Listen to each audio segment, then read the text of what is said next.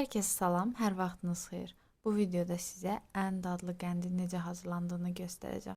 Qaba 1 kiloqram şəkər tozu, 1 stəkan süd və yarım stəkan qatlaşdırılmış süd əlavə edirəm.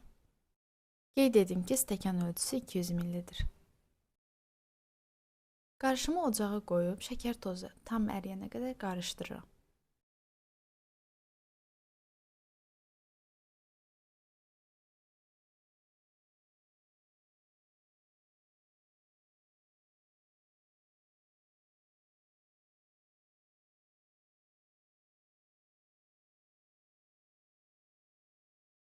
Şəkər tozu tam əridikdən sonra vamxodda qaynamağa qoyuram.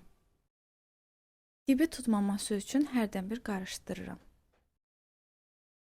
Qarışımın rəngi tündləşib bu kıvama gələnə qədər qaynadıram.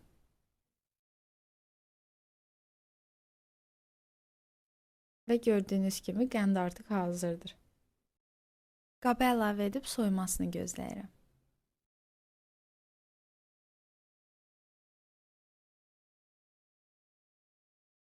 Bu üsulla hazırladıqda həm asandır, həm də çox dadlı alınır.